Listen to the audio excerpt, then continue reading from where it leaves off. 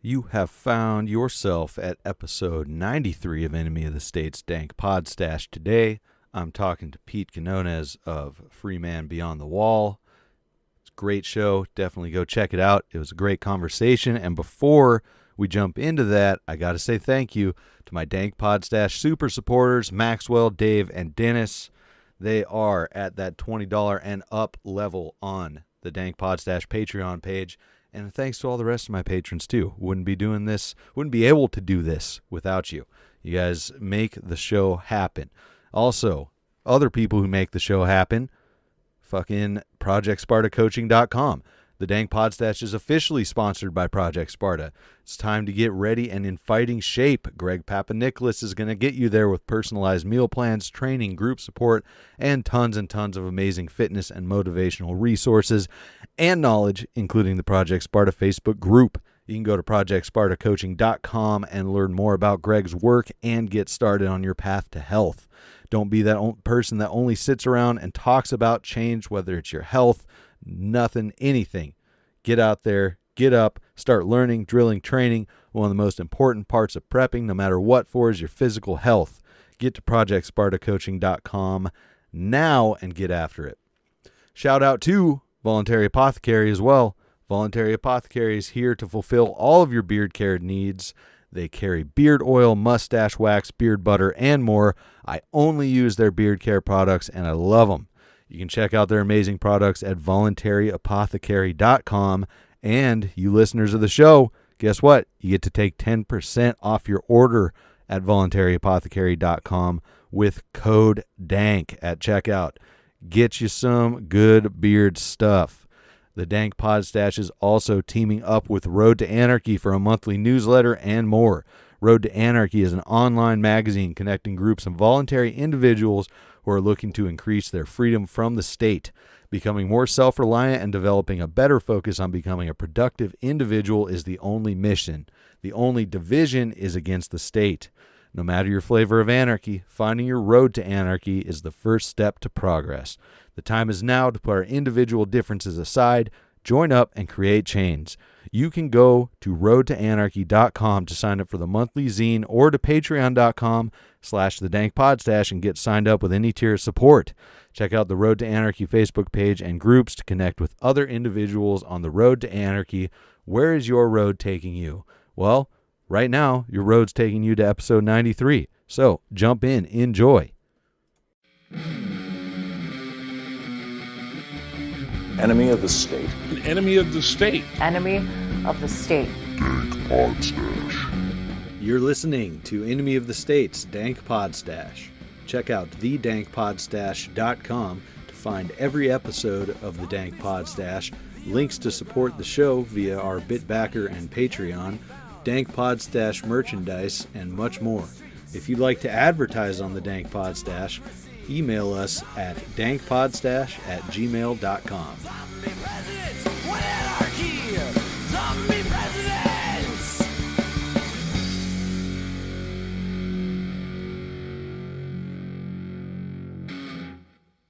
All right, back again for another episode of Enemy of the State's Dank Pod-Stash today with Pete Quinones. How you doing, man? I can't believe I haven't had you on the show in all the time that the show's been going. Good, man. I've actually had you on one of my platforms before you've had me on one of yours. Oh, shit. Which one was that one? The documentary. Oh, the yeah. documentary. That's true, yeah. Fucking A. Yeah, well, we'll be talking about that, too. That's awesome.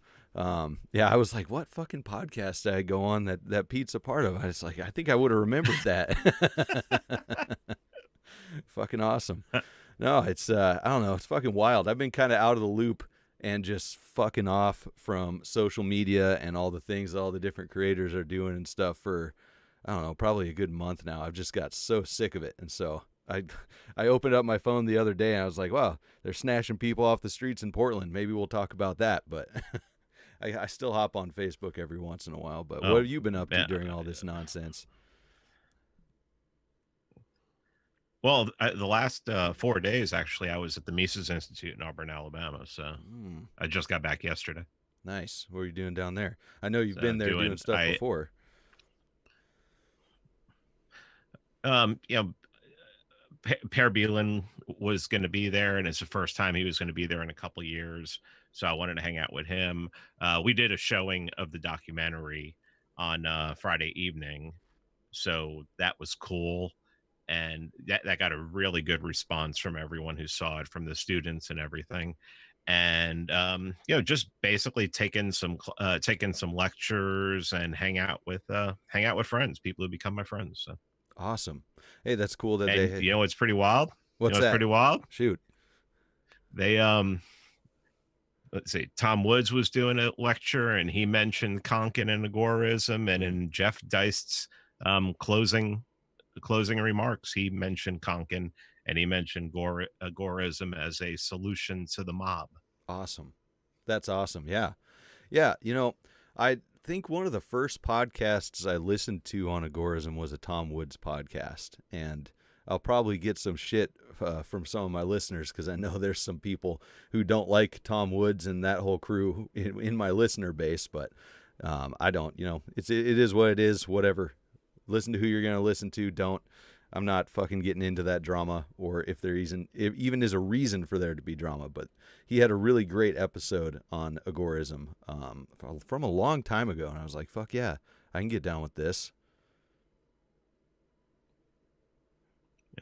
Yeah, he's we were talking about it. We met up here in Atlanta in May, and we had, like, when Georgia first opened up, and we had a lunch, and I had mentioned to him that I had, taken a hard turn towards agorism and was leaving the LP and everything, and we had to talk about that. And he's been mentioning pretty consistently on his podcast, especially when he talks about COVID, that one of the big answers to it is probably going to turn out to be agorism, because so many businesses are going to go under that a lot of people may just decide to start up agencies outside of the state, and that'd be, so he's been talking about that a lot for the past couple months. Yeah, absolutely. Yeah, he's not wrong. Well, and Tom Woods is a historian, so he's seen the role that the black markets played during, authoritarian takeovers or the authoritarian swing of governments in other countries as well. It may have even been on his podcast, but I'm sure I've heard it other places too,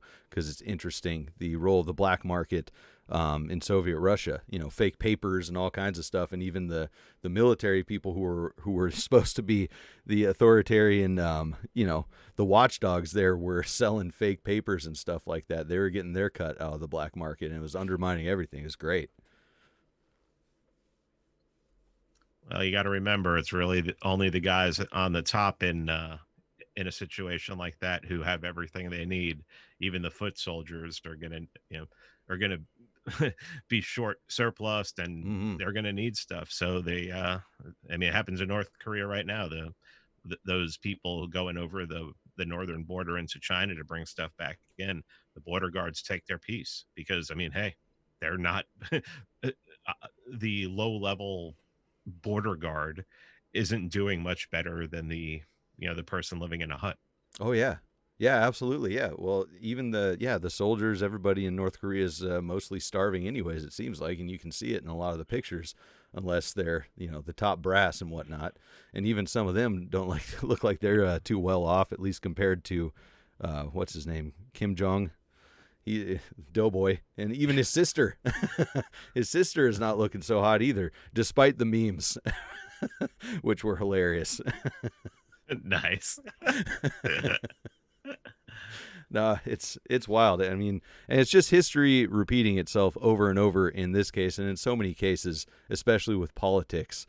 I've been just diving deep into Dan Carlin's hardcore history lately, because I finally pulled the trigger and bought his whole set after listening to all the free stuff. And it's just, I've loved history before, but the way he lays it out, especially the questions, what was the one I was listening to? I think The Wrath of the Khans, talking about Genghis Khan up through Kublai Khan. And he's like, would we say the same things of Adolf Hitler in 500 years that people are saying about Genghis Khan, about all the good he did politically and trade-wise for the region through all of his horrible genocides and murder and all that? And he says, probably not right now, but maybe in 500 years people will say that, all the inventions and things that came out of Nazi Germany.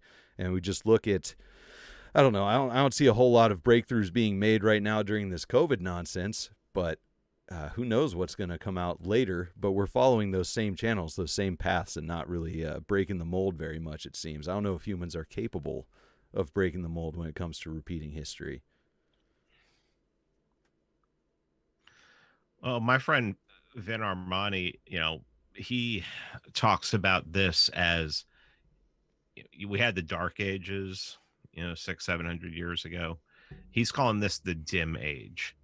This is the age where there is a level of intelligence, there's a level of technology that's growing, but for the most part, most people, they're having no kind of philosophy, really having no ideology. It's just dim.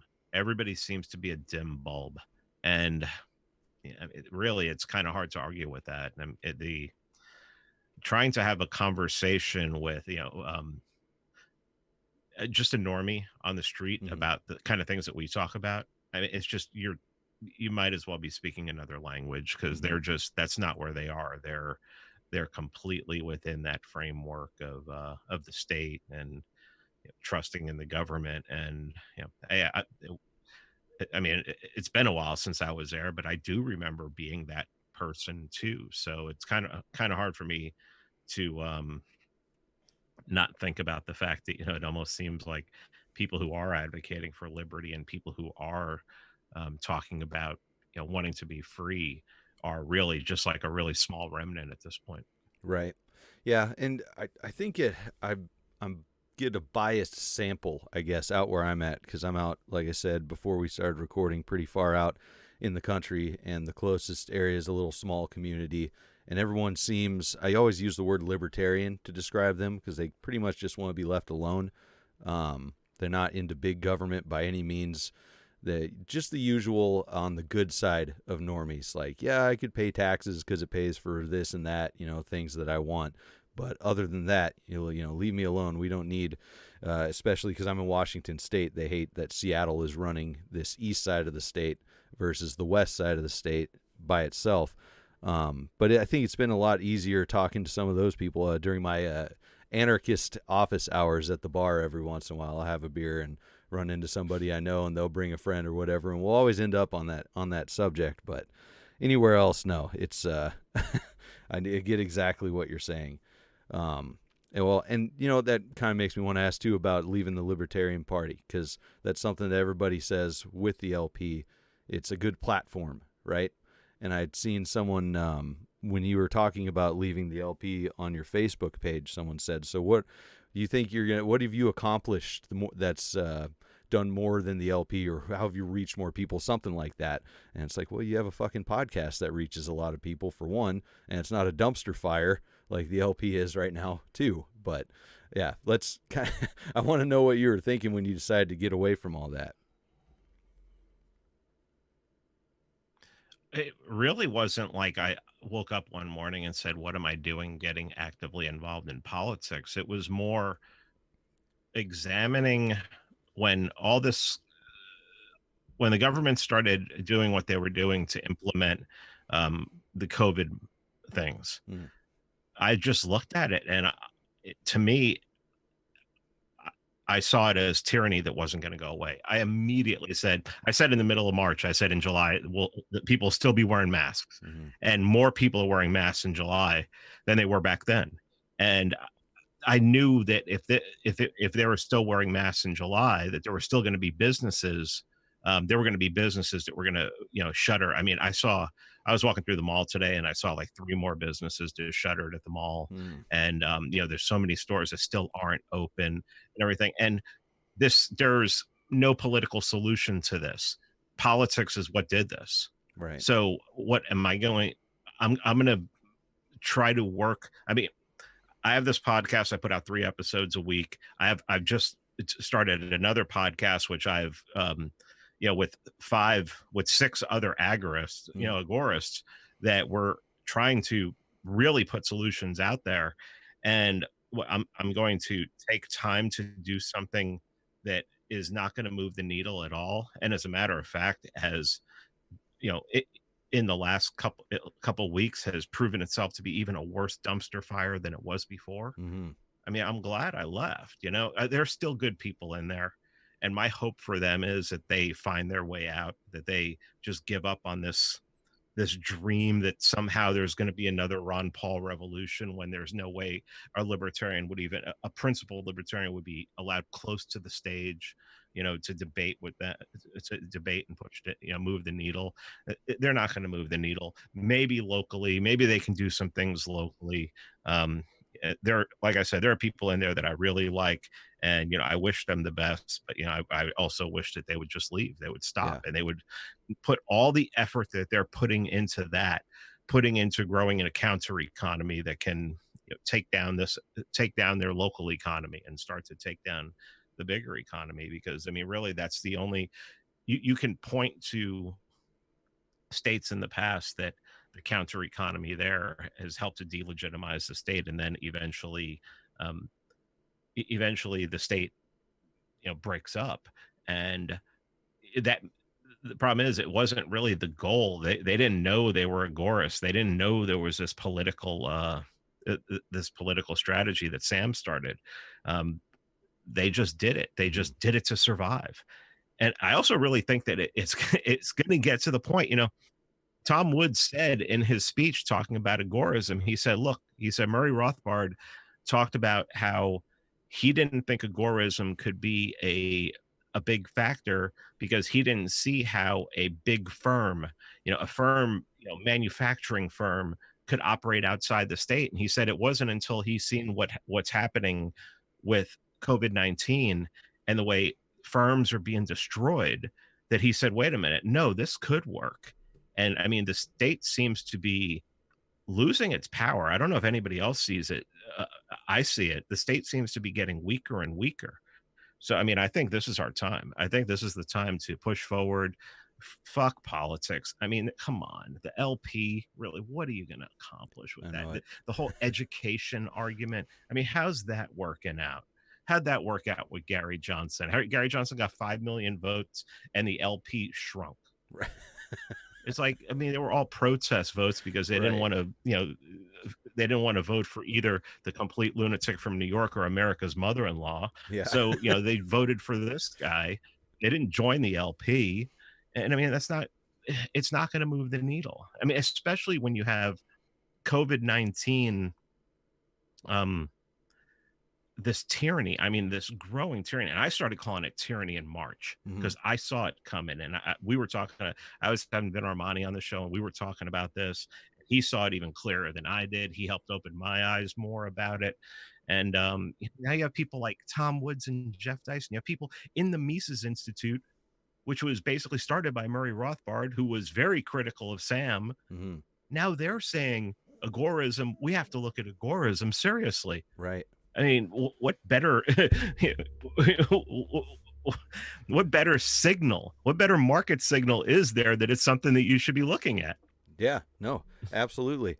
Okay, so there's a couple things I want to touch on in what you were saying right now. Specifically, what are you seeing that's making the state look like it's weakening right now? Because I would say is just what I'm seeing is the kind of thrashing around, the reaching and the grasping harder for control, like they feel like they need to. But what are you seeing?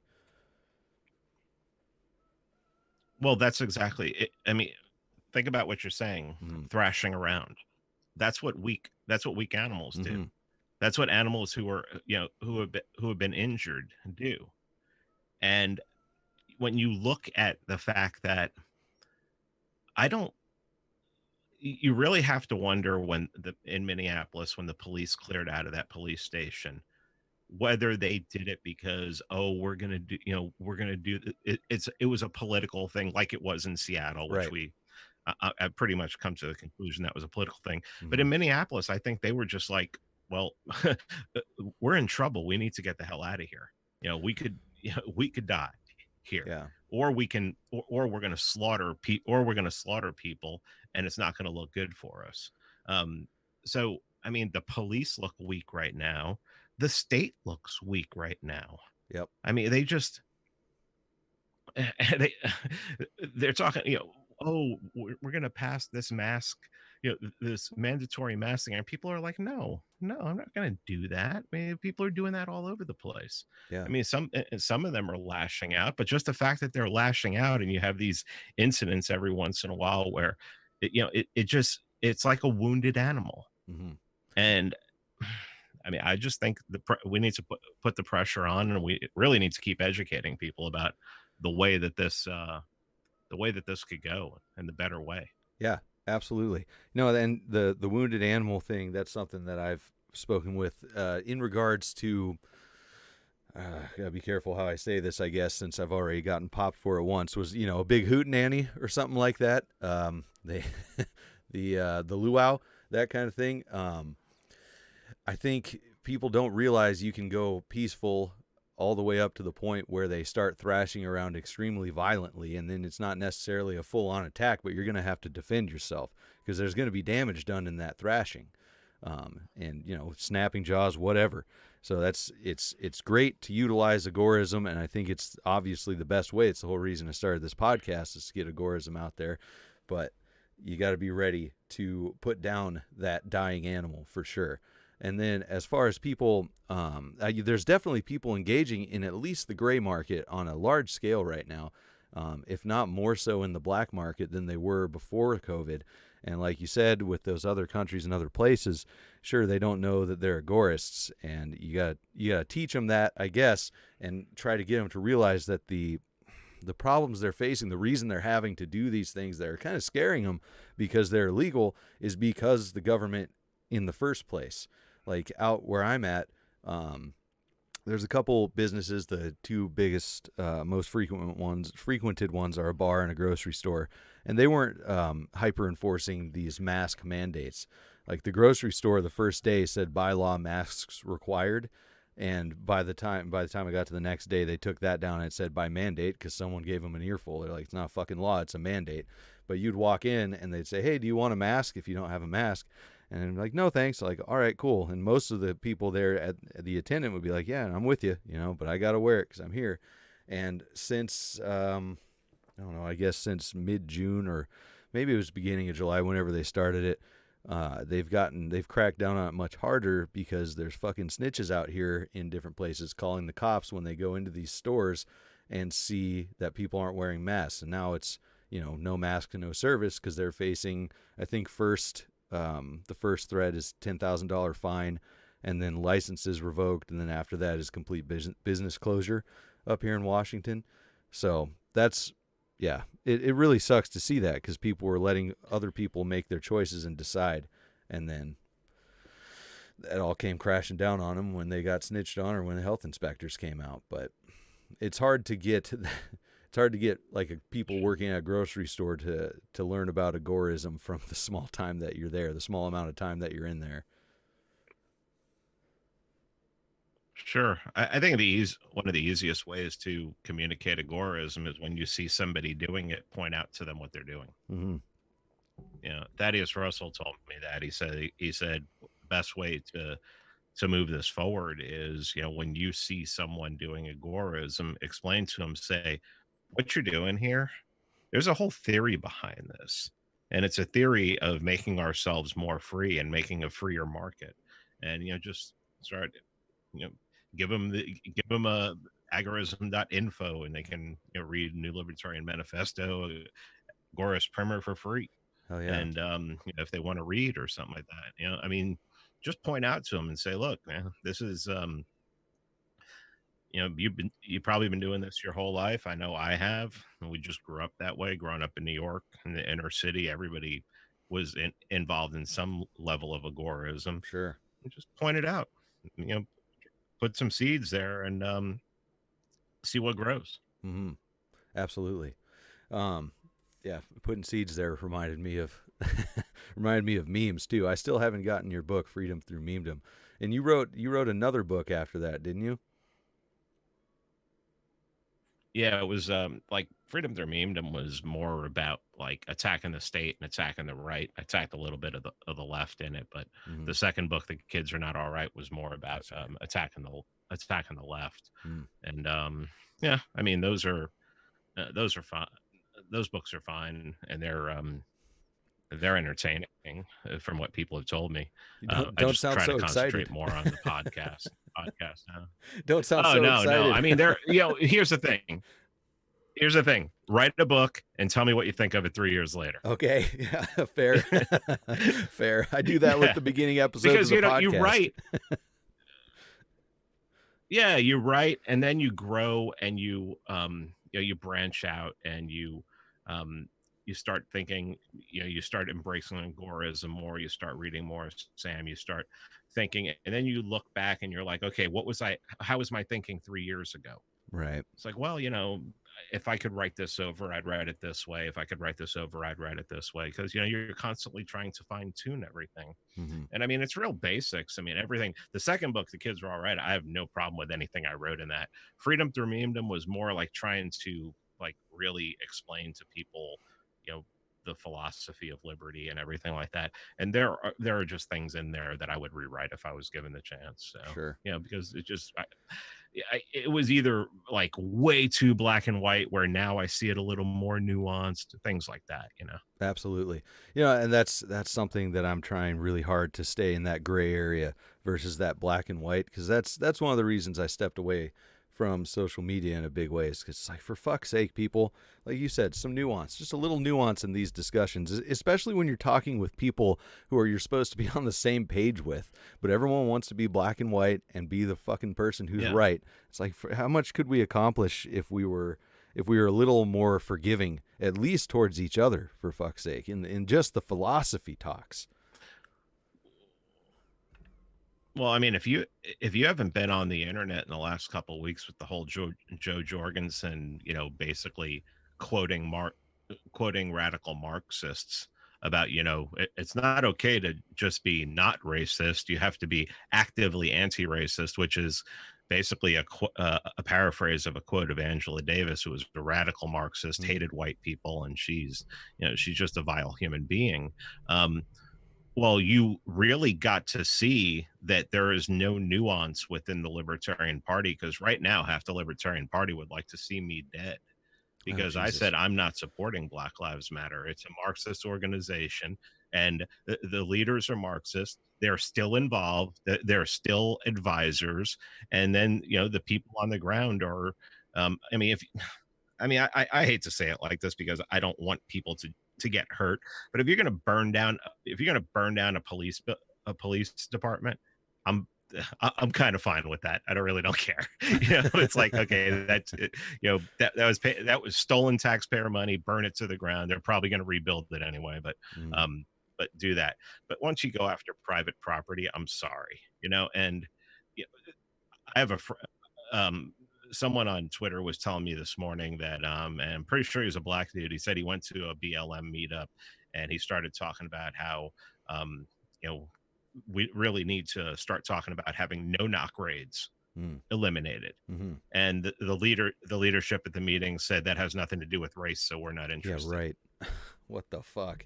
So, I basically put out there that I'm not supporting BLM. I don't care, oh, well, there's an organization up here, and then there's people here active. Yeah. It's like, it's, to me, it's the same thing as saying I don't support the SS, but the brown shirts, the ones in the street, yeah, they're fine. They're good.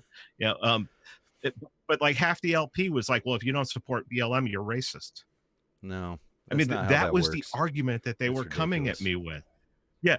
And it was like, I literally had Brandon Finney, that piece of fucking shit that I'm calling out right now, say the only reason that I hate BLM is because I wanted to live if I lived 150 years ago, I'd want to own slaves. Jesus. It's so fuck dumb. You, bitch. Say that to my face.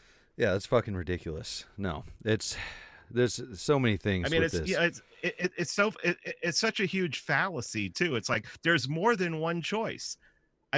I've made my whole the very first episode of my podcast was about the police. Mm-hmm. I've done more episodes on the police than anything else. Not only police reform, but the destruction of the police, to have private agencies put in there, so that I could hire people and do it myself. I've talked about how the war on drugs overwhelmingly affects the black community more than anything. So we need to stop that. I've done this. This is my career since I started doing anything publicly. And then you're going to come at me like that. You're just a bitch. Yeah. And fuck him. Fuck him. No, and you're right. That's the thing. Why do people feel the need to force someone, through shaming, cancel culture, whatever the fuck you want to call it, to support a fucking organization that we already got into what the fuck the actual BLM organization is, when you could go out there on the street and support actual black lives if that's what you want to do, if that's who you want to stand in solidarity with. Like, they're bring it back to to volunteer in the black neighborhood. Volunteer. Yeah. You could volunteer in a black neighborhood. You could volunteer at anything. I mean, there are things that you can do out there other than going out into the street, with a bunch of people who are trying to burn shit down. Sure. And I'm not, and once again, I don't really, I agree with Carl Hess. Violent revolution is all it's ever done is produced a change in management. So, it's the new boss, the same as the old boss. So you have to find another way to do it. And I agree with you. If that wounded animal comes at you and you have to defend yourself, be prepared to defend yourself. But going on the offensive, I mean, is just, you're basically turning into them. It's a losing strategy. You're just mirroring what they do. And it's a losing strategy. It's just not, it would have to be asymmetrical. And even then there's no guarantees, but it's the whole people. It's the throwing around the racist thing because you don't agree in supporting the actual organization of Black Lives Matter, and then on the other end, people trying their hardest to smear the Boogie Boys for being alt-right, racist, whatever, which they're not. There's fringe, of course, but look at all the pictures that came out during all these protests of Boogie Boys standing there with people who had Black Lives Matter signs, sometimes not, but in these neighborhoods where they were needed. Like I'm sure you and I rubbed shoulders with people who were there. I can't remember his name, but went there and provided security when a lot of this shit was going on. Because it's not always just people, there's the crowds get out of hand, of course. Mob mentality is fucking crazy and things get out of hand.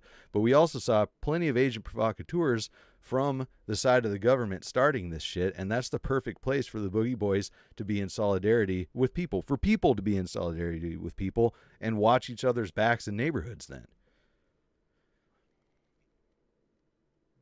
And if they want to stand side by side with them, that's fine. But just because I don't want to stand side by side with Black Lives Matter doesn't mean that I don't want to see police reform. Doesn't mean I don't want to see the police abolished, and doesn't mean that I hate black people. Right. I mean, if I hated black people, Atlanta would probably be the worst city to live in. Yeah, that would not be a good idea. No shit. Fucking hey. Well, okay, so you said you were kind of getting out the door, making your way towards the door with the Libertarian Party come what, March-ish? Is that what you were saying?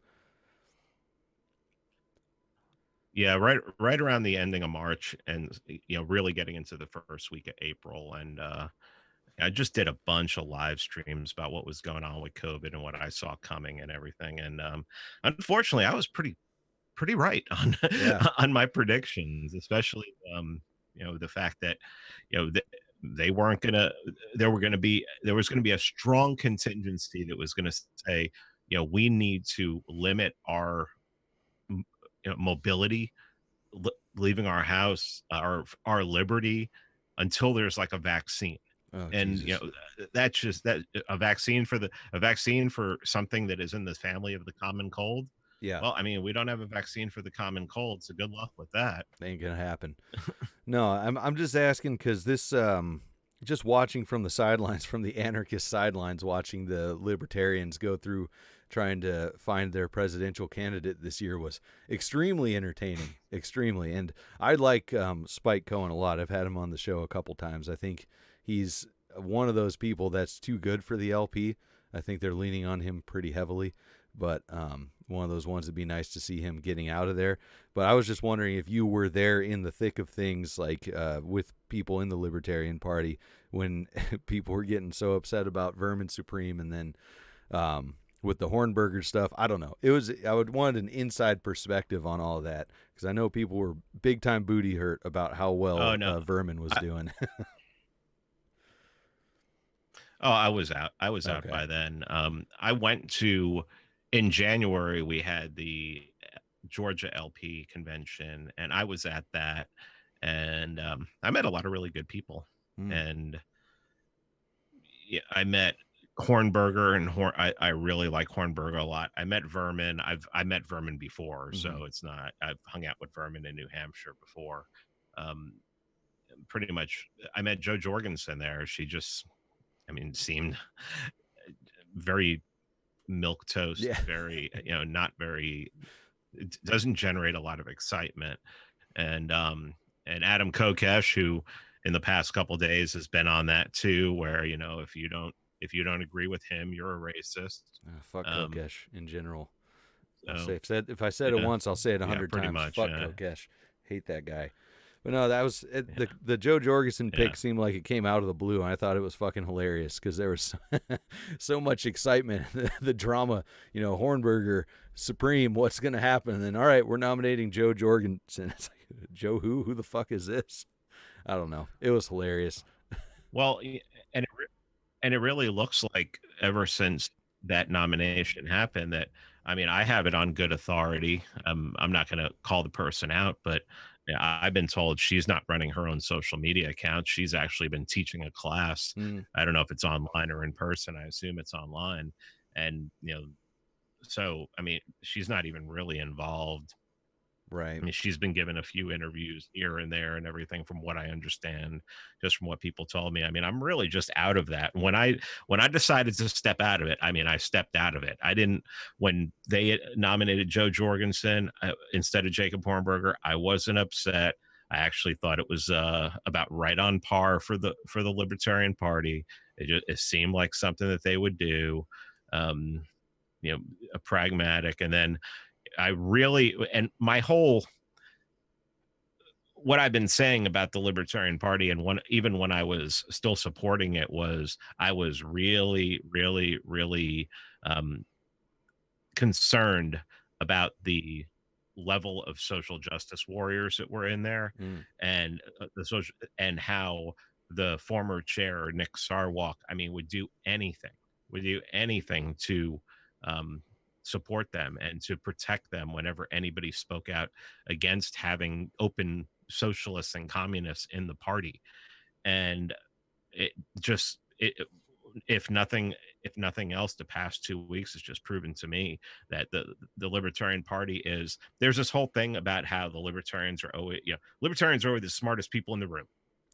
We're always the smartest people in the room. yeah. Well, that from what I've seen over the last couple of weeks and the amount of logical and informal and formal fallacies that they've engaged in, and just the way that they lash their first impulse, so many of them is to just say anybody who doesn't like what Joe Jorgensen had to say is a racist. It lets me know the level of intelligence even in the Libertarian Party and people calling themselves libertarian has drastically gone down from previous decades. Sure. So yeah, why would I why would I want to hang around with people who can't even I just spent like 4 days at the Mises Institute, and I wasn't the smartest guy in the room. Mm-hmm. And there were people, I was there to pick other people's brains and do this.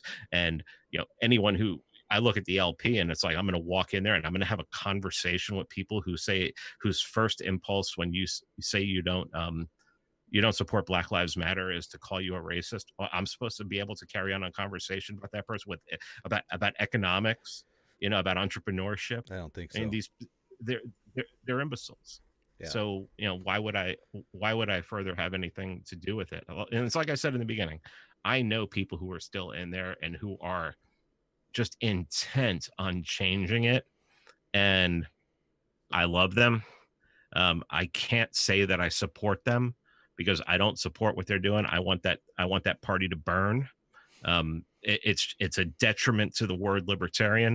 A Mm-hmm. lot of us were talking at the Mises Institute that we have to get rid of that term. It's just dead. It can't be salvaged. And yeah, I mean, I just don't know why. No, you're right.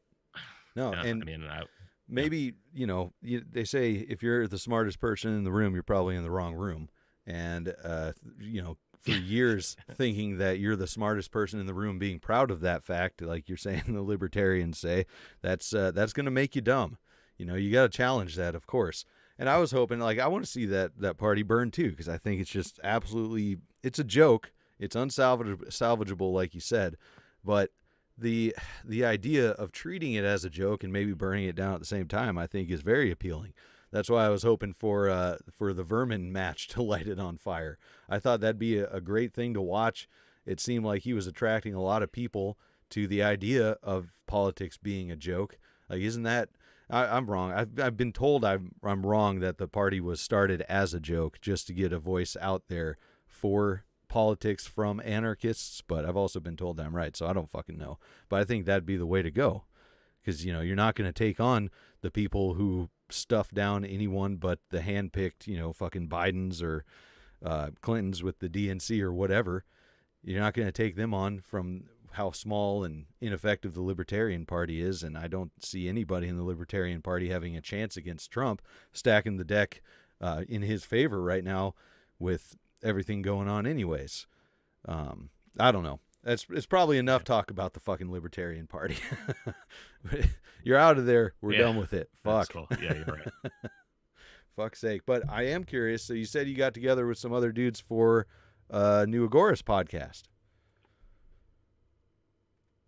Yeah, Jack Spirko headed it up. He and oh man, I keep forgetting his name because he's like the person I least knew when we started it all and everything. Sure. Curtis, he's the farmer dude from Curtis Stone. Okay. He's the Agoras farmer, from a Canadian guy, and John Bush, my friend Ben Armani, Nicole Sauce, Xavier Hawk, who big Bitcoin guy. And so Curtis had the idea. He went to Jack and he said, if we could start this all over again, if we could push the reset button and start it all over again, how will we do it? And Jack just had an idea for getting a crew together for podcasting who, we have plans to just add other people, because not every one of us is going to be on every episode. So we can bring other people in, but it's really going to be a brainstorming, a roundtable of just coming up with ideas, talking about, growing food. I mean, that's an obvious one, an easy one. Talking about just things outside the system, gray market mostly. If we start talking about black market, we'll just have to be a little more careful. Yep. And talk hypotheticals. And just looking to and Jack Spirko, the Survival Podcast. I mean, this is a guy who puts out 5 episodes a week, gets 250,000 downloads every episode. So he's done this. I mean, he lives it. I mean, where he lives in Texas, I mean, he says he can, just what he has on his homestead, he can sustain himself for long periods of time if need be. Oh yeah. And it looks like in the meantime that may be a smart thing for a lot of people to do, even if they just have half an acre or something like that. You can grow, Carl Hess proved that you can grow enough food to feed a lot more than just your own family on a half an acre. Oh yeah. So just talking about that, but also talking about ways to protect us from the police. Talk about those cadres Sam was always talking about how to recognize and parse propaganda when it's coming off of the screen or when it's going into your ear. And just these cryptocurrency, Vin's been been a dev for a long time. So there are all these options that are there to us, and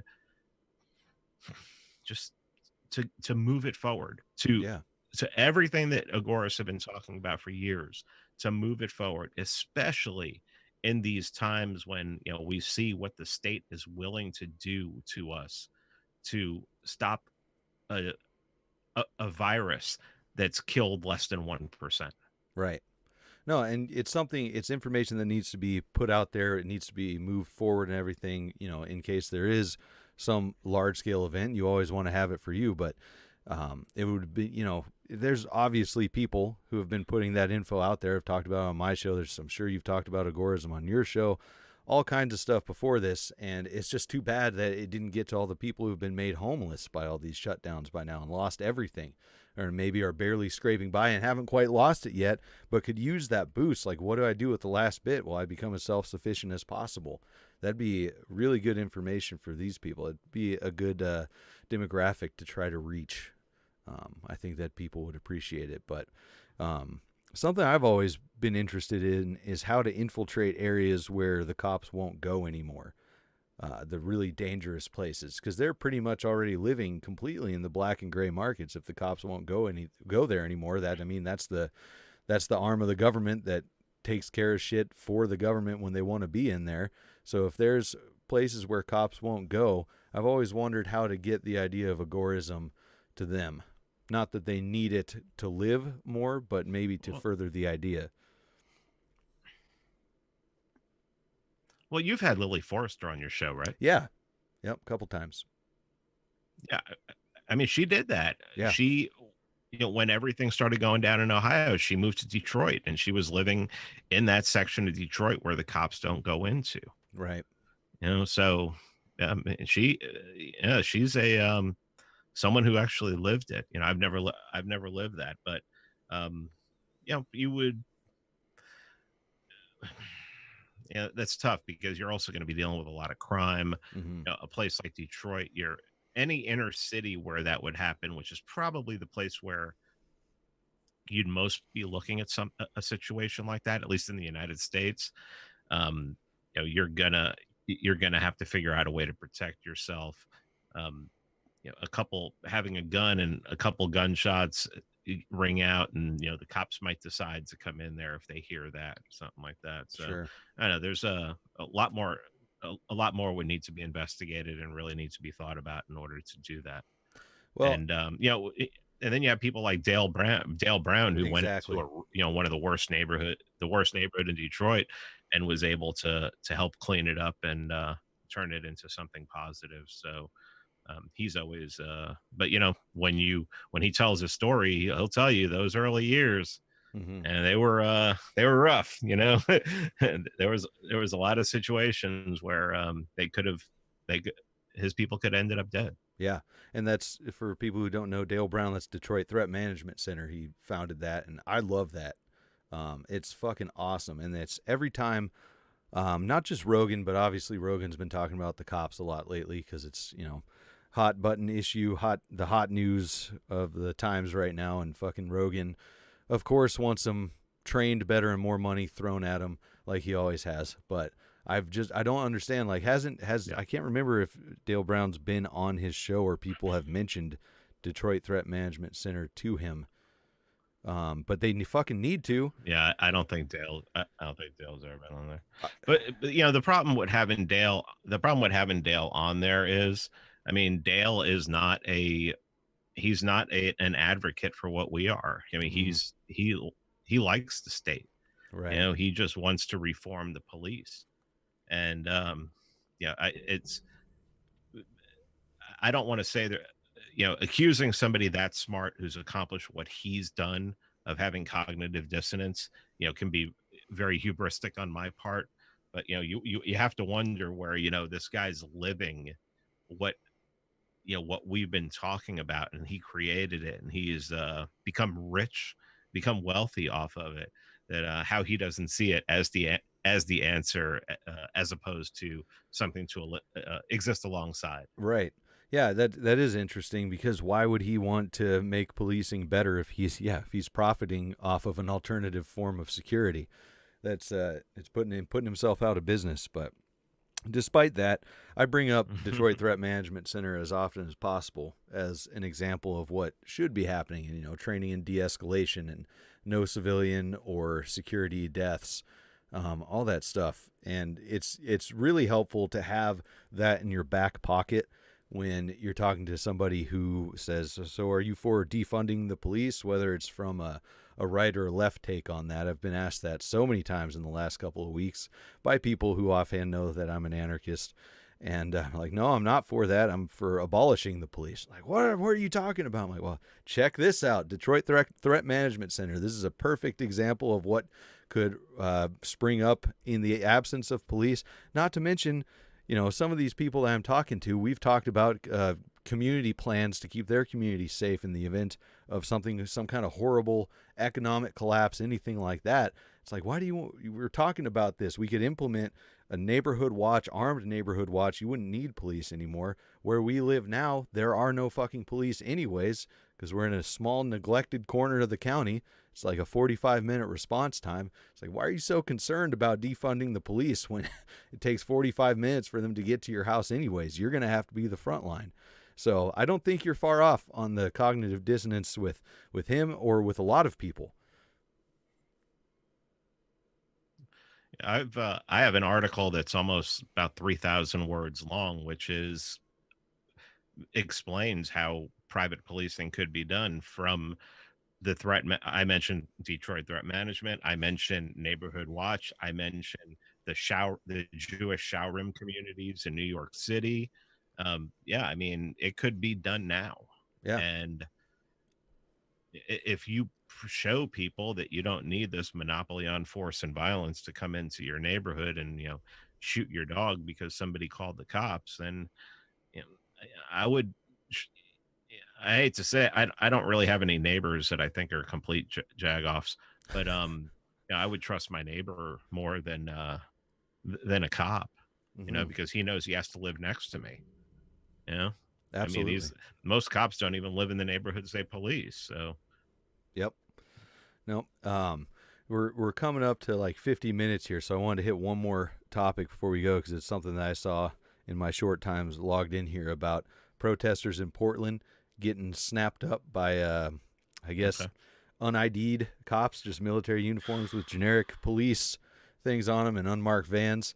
And I'm hoping, because we talked about nuance before, so I would assume that you have a nuanced perspective on this if you've seen anything of it, because I've been really disturbed by the amount of people who say, who fucking cares? It's just commies. It's like, first of all, you don't know they're commies, and second of all, I don't want unmarked fucking federal agents snatching anybody.